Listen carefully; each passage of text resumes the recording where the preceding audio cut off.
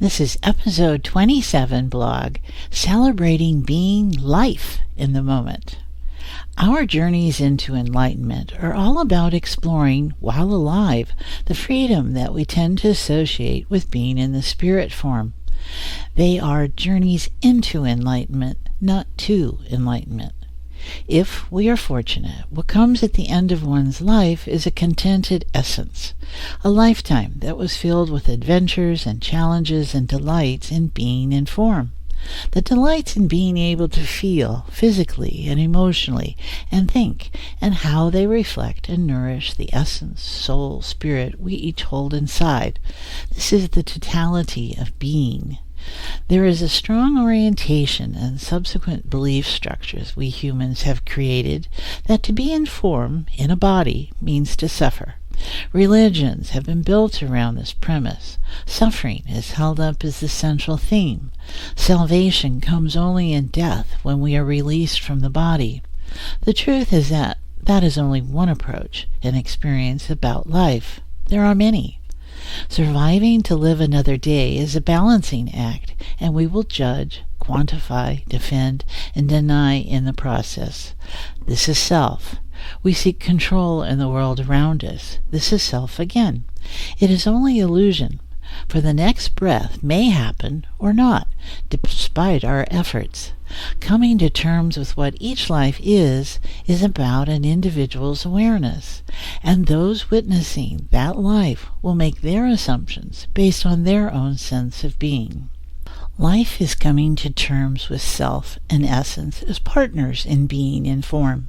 As humans, we find the physical realm of life on this planet organized around contrast. It is the land of this and that, this or that. Maybe to have this, we must have that, and then there is this, that, and the other thing.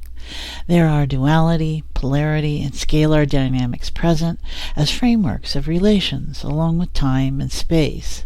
Life is incredible and priceless and unique, and like much of what we find around us, we value it cheaply all too often. We cannot create life even in a lab. They have to use already living matter, cells, to create more living material. That spark that life is a moment, in the blink of an eye, as it comes and goes. Tragedy reminds us to appreciate and demonstrate love and caring now, not later, for there may not be a tomorrow to share. We have no guarantees of a next moment. None of us do. We have only an assumption. Heartbeat stops and life stops immediately. Alive one moment, dead the next. It is that simple. We are fascinating creatures. We have the ability to take in phenomena around us.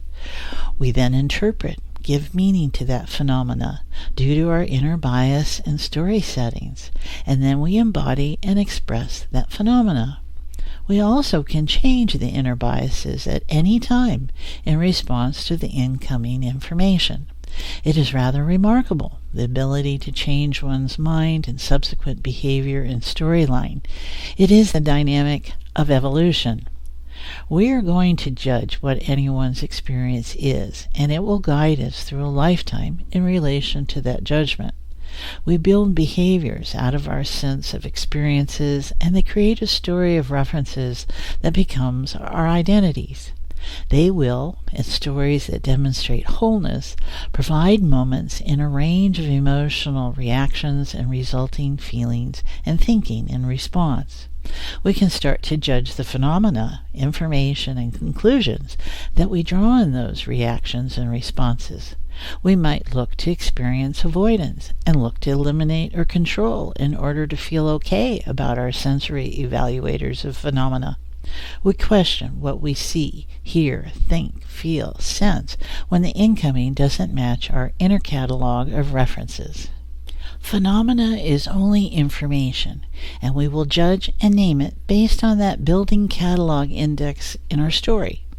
What we think is real and true is often only the projection and the bias of some sort.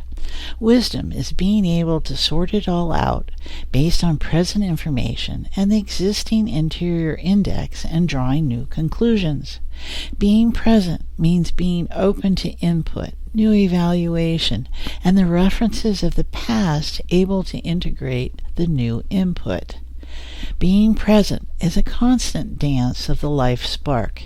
Being able to experience life, to feel, to see into and out of, to hear on the many different levels and ways we can, our interpretation and change in it or orientation is awe in action. In new ways, evolving ways, to be able to reason and feel and be moved and enjoy the unexpected and to feel loss and outcome. These senses and qualities come together in each of us.